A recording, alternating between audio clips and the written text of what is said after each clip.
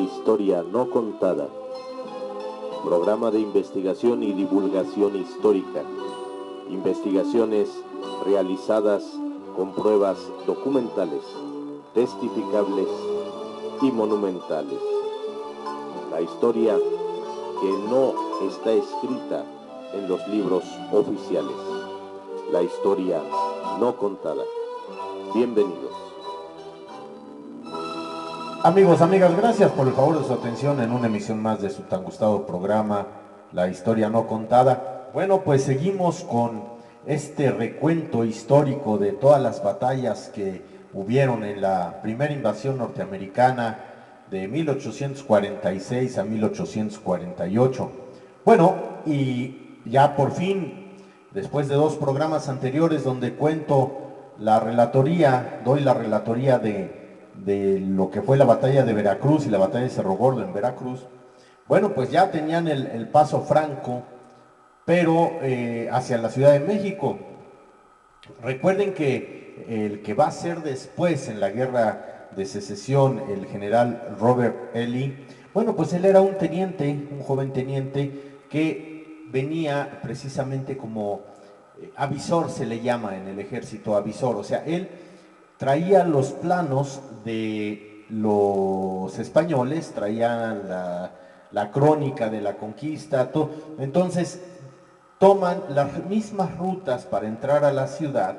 En aquel entonces los españoles a México, Tenochtitlan, bueno, y en este caso van a entrar a la Ciudad de México, ya que estamos hablando de 1847 mejor dicho.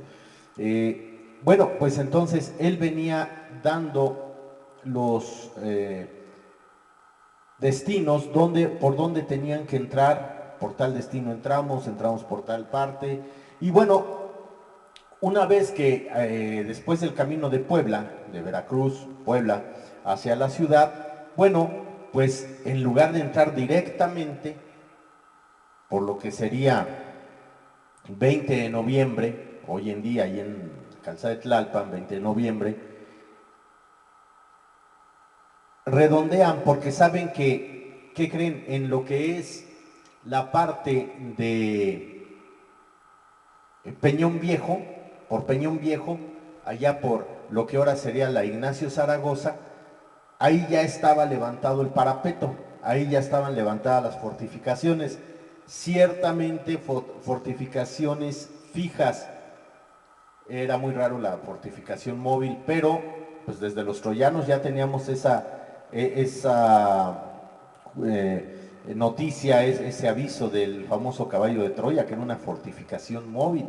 Bueno, pues en este caso estaban ya las fortificaciones levantadas en lo que era Peñón Viejo, lo que es toda esa línea de lo que hoy sería la salida a Puebla o la entrada a la Ciudad de México, y ahí estaban, y ellos se dan cuenta, porque siempre lo que nunca hizo Santana fue mandar observadores.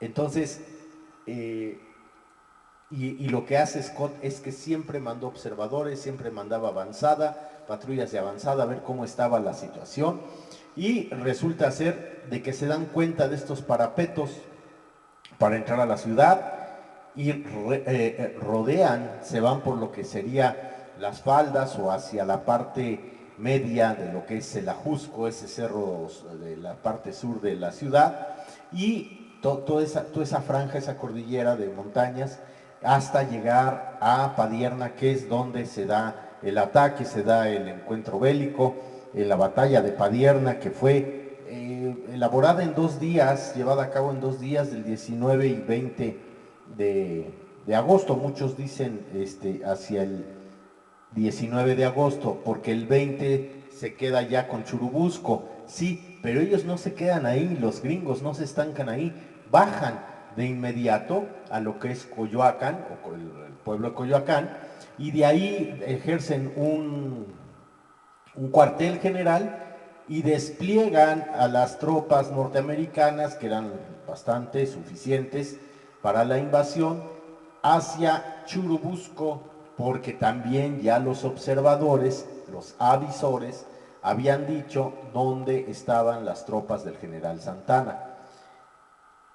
Vamos a decirlo así, Santana nunca tuvo unas bajo la manga, Santana nunca llevó un paso adelante más que las fortificaciones, y eso porque otros de sus generales que sí tenían otra imagen, otra visión de la cuestión bélica, y algunos, los que ponen los parapetos, hasta se habían formado en París, en la Escuela de Guerra de París.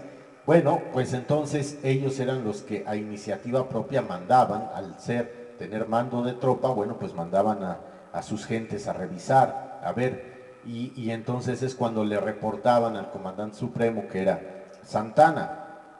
Entonces, en fin, yo pienso, por todo lo que he estudiado, por todo lo que he visto de la guerra de intervención, México, aunque no tenía dinero, aunque no tenía muchas las armas modernas que a lo mejor traía Estados Unidos, simplemente con ese revólver, el Peterson, que les había ya comentado en otro programa, ese revólver de repetición, cuando aquí todavía se tiene monotiro, bueno, pues había mucha ventaja, venían calzados, venían uniformados, venían comidos, que con el mismo dinero llegaban, el gringo, llegaban, unos dicen que pagaban con dólares, otros dicen que habían hecho la conversión al peso,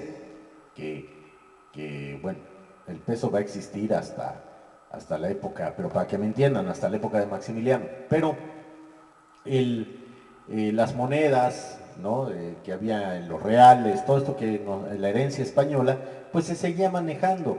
Entonces, los gringos pagaban sus pertrechos, su habituallamiento, o sea, su comida, su rancho, vamos a decirlo así, así se dice en el ejército, en los mercados de aquí de México, pudiendo haber robado, pudiendo haber, bueno, pues en ese caso sí, Scott había dicho que pues no hubiera, que sí las hubo, situaciones de allanamiento, violación y pasarse de listo, sí lo hubo, ¿no? Porque en un estado de guerra, recuerden ustedes que se rompen todas las garantías.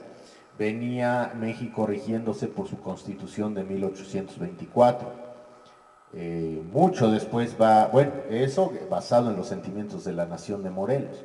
Entonces, bueno, sin más preámbulos, amigos, amigas, agradeciendo su atención, sus suscripciones y sus likes, damos paso a la batalla de Padierna del 19 de agosto de 1847 y dice así: ha sido la batalla de Padierna una de las más dolorosas acciones que el ejército mexicano ha realizado.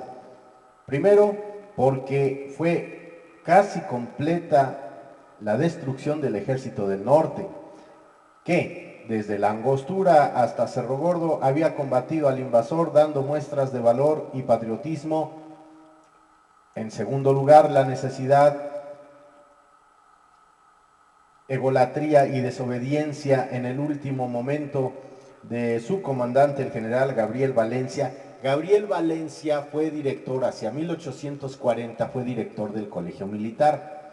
Gabriel Valencia, un gran general, pero tenía pique con Santana. No se hablaban, no se querían. ¿Por qué? Porque Valencia contendía también por la presidencia de México. Santana, 9 veces presidente de México, unos dicen que 9, otros dicen que 11, bueno, en un México tan convulso, tan revuelto, pero tengan la certeza que 9 veces sí.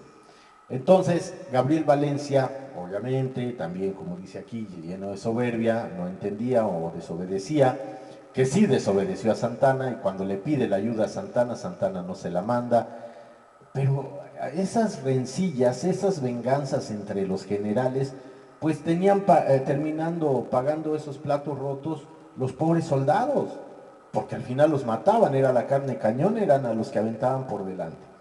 Bueno, entonces, después de este preámbulo respecto a Valencia, dice el general Valencia, por no situarse en donde estaba previsto en los planes de defensa de la ciudad, previsto,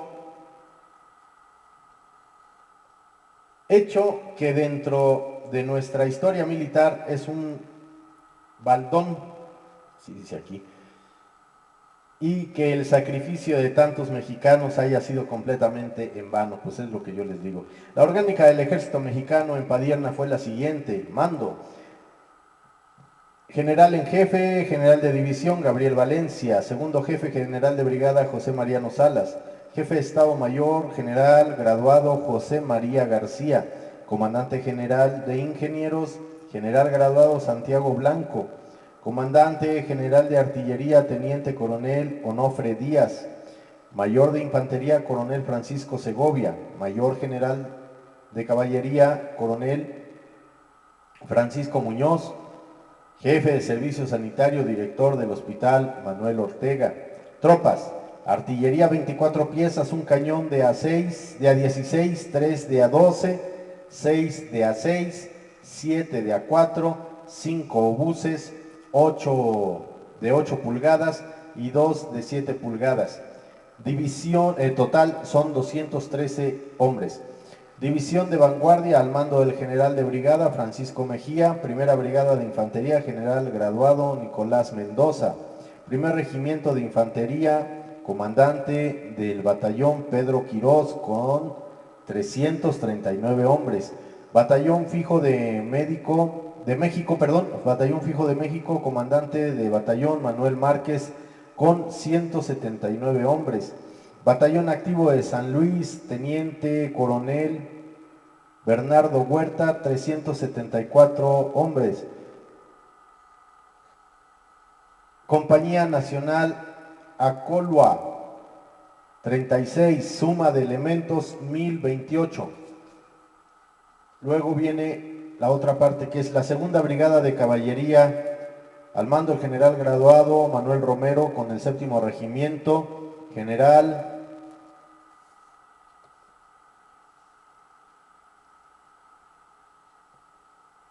Antonio M. Jauregui con 290 hombres. Regimiento activo de San Luis, comandante de escuadrón Manuel Lacaber con 154 hombres, dando un total de 444 hombres. División del Centro al mando del general de brigada Anastasio Parrodi; segunda brigada de infantería, teniente coronel Antonio Tenorio; 10º regimiento, teniente coronel Miguel Camargo con 277 hombres. 12º regimiento de comandante de batallón José María Cota con 245 hombres. Batallón guardacosta de Tampico, primer ayudante Ramón Tavera con 100 hombres. Compañía veterana de Tampico, teniente Francisco Rivas con 9 hombres, dando un total de 631 hombres. Otra sección: tercera brigada de infantería, teniente coronel Ángel Cabrera; batallón activo de Querétaro, capitán Juan M. Arroyo con 194 hombres; batallón activo de Celaya, comandante de batallón Manuel Simabaya con 175 hombres; batallón auxiliar de Celaya, teniente coronel Manuel González. Fíjense, Manuel González, el general González, el Manco González, que va a ser compadre de Porfirio Díaz. Bueno, teniente coronel Manuel González, 249 hombres. Batallón auxiliar de Guanajuato, teniente coronel Manuel Romero, 290 hombres, dando un total de 908 hombres. Otra sección: división de reserva al mando del general de brigada José Mariano Salas; cuarta brigada de infantería, general, dice aquí general Cor, quiere decir coronel Santiago Blanco; regimiento de ingenieros, teniente coronel Mariano Reyes con 433 hombres. Batallón mixto de Santa Ana, teniente coronel Agustín Cires, 261 hombres. Batallón activo de Aguascalientes, teniente coronel José Ferro, 243 hombres con un total de 937 hombres. Otra sección: tercera brigada de caballería, general coronel Anastasio Torrejón; segundo regimiento, general coronel José Frontera con 326 hombres. Tercer regimiento, teniente coronel Miguel González N., 99 hombres. Octavo regimiento, capitán José Obando, 199 hombres. Regimiento activo de Guanajuato, capitán Emilio Lambert con 168 hombres. Auxiliares de Guanajuato, capitán Guillermo Guerra con 39 hombres. Voluntarios de Infantería de Texcoco, general coronel Miguel Serrano, 93, dando un total de 924 hombres. Guerrilla de Infantería de San Ángel, que estaba destacado en San Ángel, ahí donde después van a bajar los gringos. Entonces, guerrilla de Infantería de San Ángel, al mando del capitán Reina, 40 hombres. En total, 5.085 individuos de tropa, 213 artilleros, 3.504 infantes y 1.368 jinetes, con 24 piezas de artillería. Además, en esta fuerza, en estado de fuerza, consta que los proyectiles existentes en el parque del ejército eran de fusil de A-19, Adarmés, 116.400 de A-15, Adarmés, es el tipo de calibre, 200 balas sueltas de A-16, 231 de A-12, ese es el diámetro del calibre, 80 granadas de A-16, 216 botes de metralla de A-12, 80 de A-16, 216 botes de metralla de A-8, 8 de A-8, 440 de A-6.3 para obús de 7 pulgadas, 231 de A-8 pulgadas, 364 granadas cargadas de A-8 y 400 de A-7. Todas las unidades mexicanas, haciendo honor a sus antecedentes, se batieron con denuedo y valor. Sin embargo, destaca la actuación del segundo regimiento de caballería a las órdenes del coronel José Frontera, quien formaba parte de la tercera brigada de caballería. Cargó sobre el invasor muriendo en acción. Es digno también de mencionarse que cuando el pánico de nuestras fuerzas había cundido, varios jinetes y oficiales procuraron rehacer sus fuerzas para resistir la persecución del enemigo, hasta que cayeron prisioneros. El 17 de agosto, el general Valencia llegó a San Ángel, mientras que el ejército norteamericano lo hacía hacia Tlalpan.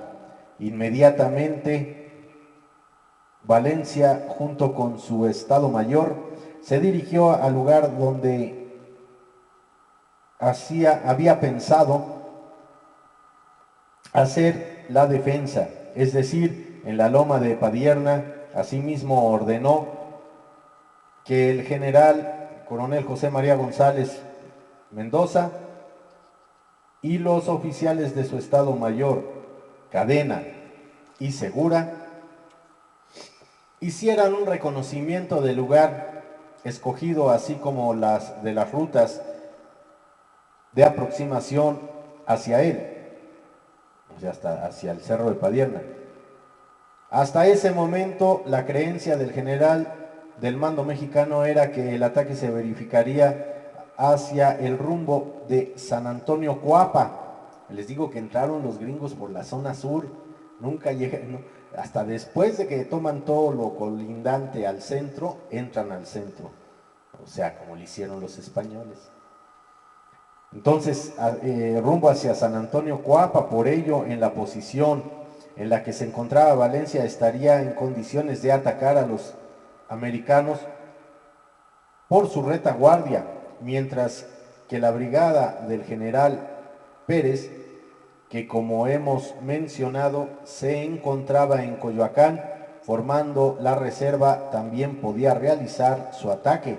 El 18 se situó en la loma del Pelón de Cuautitla una batería de 5 cañones prevista a la construcción de la organización correspondiente.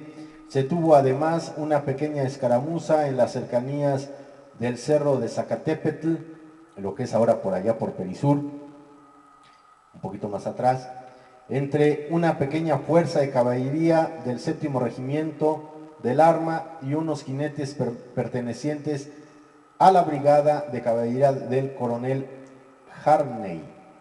El general Valencia informó a Santa Anna de sus planes, así como de la situación en la que se encontraban sus tropas, pero Santa Anna desaprobó todo lo hecho por Valencia y al mismo tiempo le ordenó que se retirara hacia Coyoacán y Churubusco. Sin embargo, Valencia desobedeció la orden e insistió en quedarse, a pesar de haber dicho al principio a Santa Anna que el punto de Padierna no era bueno. La insistencia de Valencia hizo al fin que se le permitiera permanecer en la posición, haciéndole notar solamente la contradicción existente entre las comunicaciones que el propio Valencia le había enviado a Santa Anna.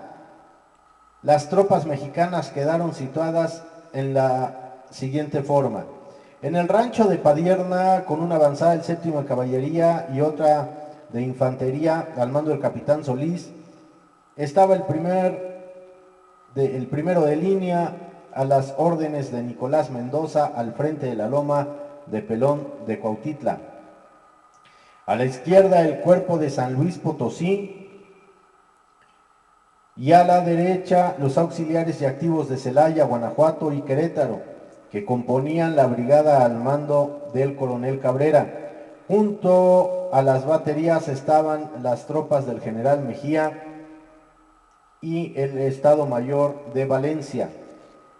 Formando una segunda línea se colocaron los batallones 10º y 12º, Fijo de México y Guardacosta de Tampico.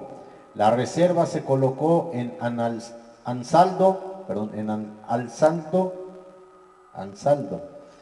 al mando del general Salas, con los cuerpos de zapadores mixto de Santana y Aguascalientes, parte de la caballería integrada por los segundos, tercero, octavo de línea y el activo de Guanajuato apoyaban los regimientos 7º y San Luis.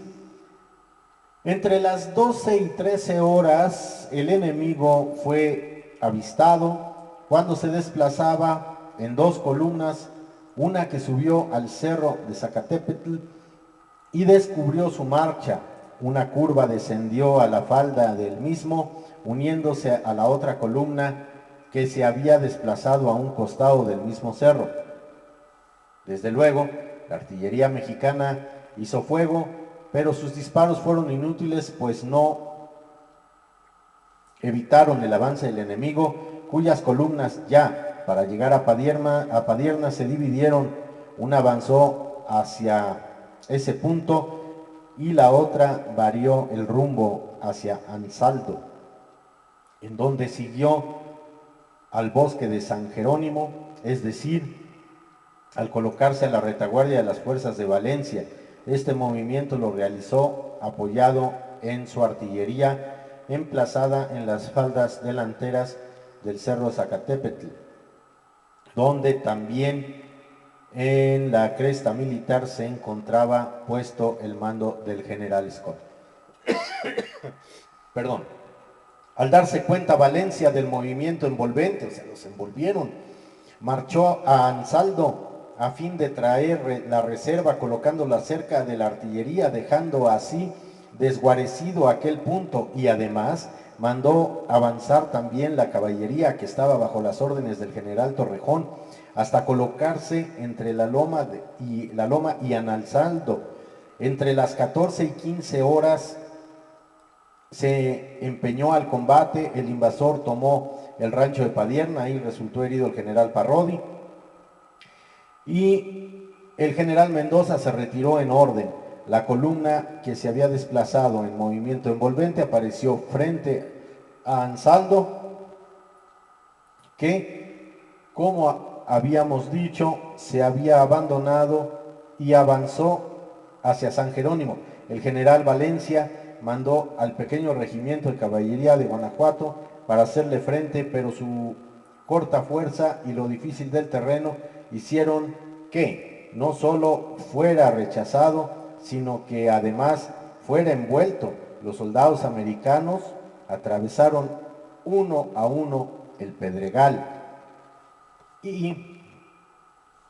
y emboscaron en una arboleda, los emboscaron en una arboleda que rodeaba San Jerónimo, frente a la cual había un pequeño terreno plano rodeado de lomas escabrosas. Se originaron y se organizaron en el bosque y atacaron el punto en donde se encontraba Valencia, quien ordenó a la caballería cargar, obligando así al invasor a retirarse hasta la arboleda.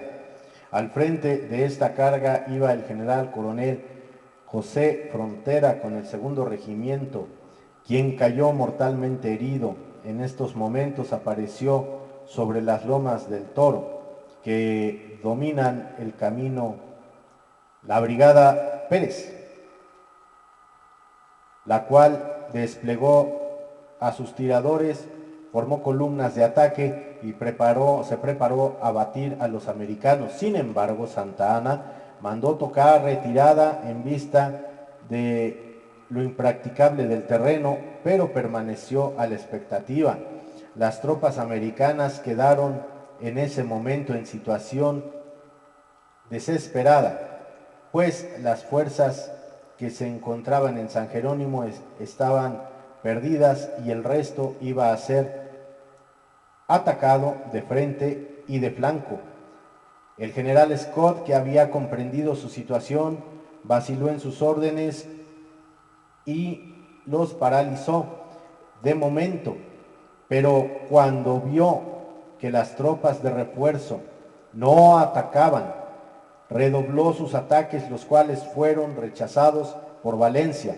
Aprovechando la situación, Valencia ordenó recuperar el rancho de Padierna, lo cual se logró después de anochecer, y en medio de un fuerte chubasco se oyeron algunos disparos de cañón por el rumbo en donde se encontraban las fuerzas de Santa Anna.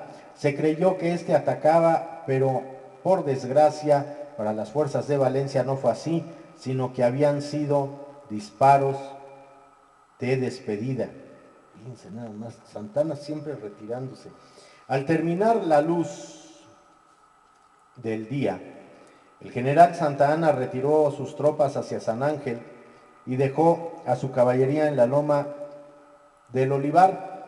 Por su parte, el ejército del norte se mantuvo en posiciones en vivac de alarma, o sea, estáticas en descanso, pero alertas, sin comer y completamente empapado, lo cual hizo que la tropa comenzara a desmoralizarse, pues aunado a esto, las armas que empleaban, la cazoleta para producir el disparo, se mojaron y la pólvora prácticamente quedó inservible. Las fuerzas norteamericanas pasaron la noche en la misma situación, igual que los mexicanos, excepto la tropa de caballería enviada a Tlalpan, ya que era inútil su presencia en el campo de batalla. El general Santa Anna comprendió la verdadera situación en que se encontraba Valencia y por ello, al irse la luz del día, le dio la orden de retirarse durante esa noche, pues era muy difícil poder auxiliarlo. El general Valencia, en lugar de obedecer esa orden y salvar sus tropas, decidió permanecer en su posición hasta perder el último de sus soldados. Durante la noche, tanto los mexicanos como los americanos empezaron a adaptar su dispositivo de ataque para el día siguiente, 20 de agosto, lo cual hizo que aproximadamente a las 5:30 de la mañana se encontraran ambas fuerzas y se generalizara el combate. Los mexicanos tuvieron dificultades para contestar el fuego debido a la humedad de la pólvora, la cual provocó la desbandada y el retiro sobre la loma Pelón, en donde comenzaron a recibir el fuego de una unidad americana que había ya bordeado la posición. Los caminos para retirarse eran dos, uno por las escabrosas lomas de San Jerónimo y el otro por Ansaldo, ocupados ambos por el invasor. Los que tomaron el primero rodeaban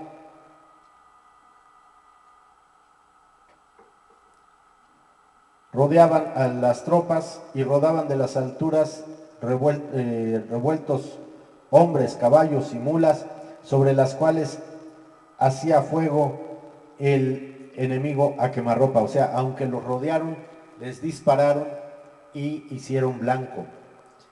Los que tomaron el de Ansaldo se encontraron con la columna enemiga que concentró su fuego sobre ellos. El general Salas, con la caballería de Torrejón, se arrojó sobre el puente, detuvo la dispersión y cargó denodadamente hasta caer prisionero, logrando así que muchos se salvaran. Sin embargo, la derrota estaba consumada. Fueron capturados 2.637 hombres entre generales, jefes, oficiales y tropa. Entre los primeros está José Mariano Salas, Nicolás Mendoza, Mariano García y Santiago Blanco. Las bajas norteamericanas fueron 1.056 entre muertos, heridos y dispersos. Y bueno, existe precisamente la bandera capturada en La Paz, Baja California, una bandera que, al igual que la del activo de San Blas, tiene los colores al revés, tiene primero el rojo, el blanco y el verde, y doy lectura a esa bandera capturada. Dice: La Paz, Baja California fue capturada por una sección del Regimiento de Voluntarios de Nueva York al mando del teniente coronel Belton. Este destacamento permaneció en esta plaza varios meses sin ser molestado. El ataque de Belton se realizó el 16 de noviembre con 300 hombres, los cuales fueron rechazados por los mexicanos hasta que fueron reforzados los norteamericanos con el buque Cian. Esa es la bandera que cayó capturada. Y hay otra que cae capturada que parece ser, es un estandarte. El estandarte, hagan de cuenta que es un paño mucho más pequeño que una bandera, pero trae como colita de pescado. Entonces es un estandarte. Y dice así: Batalla de Churubusco el 20 de agosto del 47. Desde el primer momento que se planeó la defensa de la Ciudad de México, Churubusco estuvo considerado dentro de la organización defensiva. Por tal motivo se ordenó que la quinta brigada, que estaba a las órdenes del general Pedro María Anaya, cubriera dicho puesto. Esta brigada estaba compuesta por los batallones Guardia Nacional, Independencia, Bravos, Victoria e Hidalgo. Todos estos cuerpos habían sido los que, por motivos políticos, en el mes de febrero de 1847, fueron protagonistas del llamado levantamiento de los Polcos, resultado del radicalismo del entonces presidente interino Valentín Gómez Farías, enfrentándose al invasor. Y es un estandarte de la primera brigada de artilleros que concurrió a la batalla de Churubusco en 1847. Son las banderas de las que se toman como trofeo de guerra. Pero continúo con la relatoría. Entonces,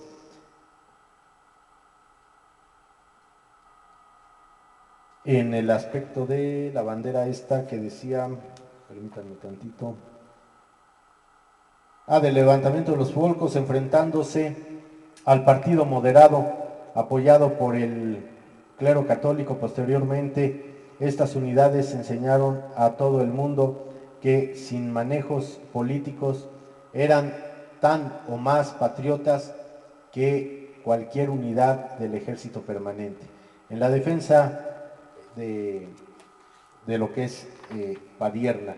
Pero bueno, amigos, amigas, vamos a pararle aquí lo que fue Padierna. Repito, de Padierna ya les di la ubicación. Hay destacamento tanto gringo como mexicano en San Ángel, después bajan a Coyoacán, ya están en Coyoacán, los gringos empiezan hacia lo que es Churubusco por Tlalpan. y ahí va a ser ya la confrontación el 20 de agosto del 47, que es la batalla de Churubusco, a donde vamos a llegar en el próximo programa. Por el favor de su atención, amigos, amigas, muchas gracias. Su amigo Ricardo Trillanes se despide y les tengo como novedad que para la clausura de esta temporada les enseñaré la pistola ya la que es de chispa, de fulminante, ya no usa cazoleta, y balas originales de la guerra en Chapultepec. Por el favor de su atención, y sobre todo la condecoración que después, años después, Estados Unidos va a entregarles a sus tropas por haber invadido México. Por el favor de su atención, muchas gracias, nos vemos en el próximo programa, hasta luego.